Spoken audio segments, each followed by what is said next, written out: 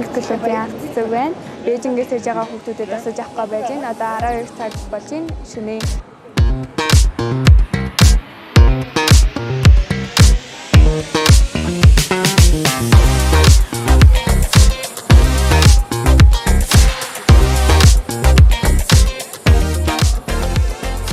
манай клубийнхан гараад ирлээ. Тэгээд одоо багшаасаа юм асуух гэж байна.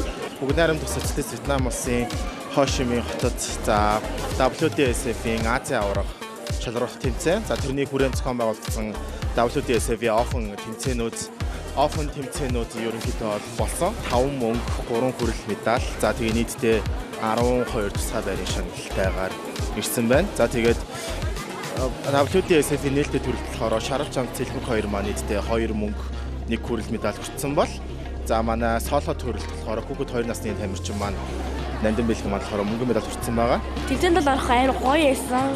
Олон улсын хүүхдүүд орсон болохоор ингээд олон улсын хүүхдүүдээ үзээд ингээд тайзан дээр олон улсын тайзан дээр амар гоё мэдэрдэг байхгүй.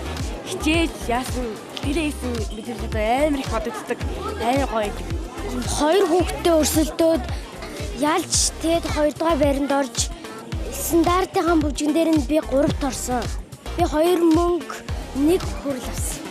Өвчтөө тэг гадаад шинэ охтуудтай танилцсан. Өөрийгөө сорьсон гоё тэмцээнд ирсэн. Аюу сургамжтай тэмцээн байсан. Тэгээд аюу гоё яваад ирсэн. За манай Крисол охин тэмцээндээ амжилттай оролцсон байна. Хуваалцаач. Энэ гоё яасан. Тэгээ ерөөдөө гоё яасан. Тэгээд Вьетнам дээр юу ч хийсэн пенальтаа үлдэх нь үлдсэн. Тэгээд пенальт хагас пенальт орохын даган дээр хасагдсан. Зүгээрээ. Стандарт дээр ихэнх дөрөв дагсан. Тэгээд энэ баяртайгаа тэмцээнд ороход маш гоё байсан.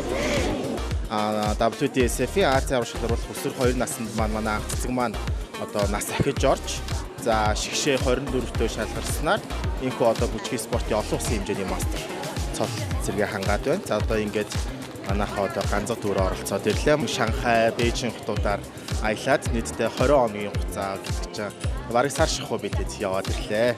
Олон улсын хэмжээний мастер болгож өгсөн багштай бас баярлаа.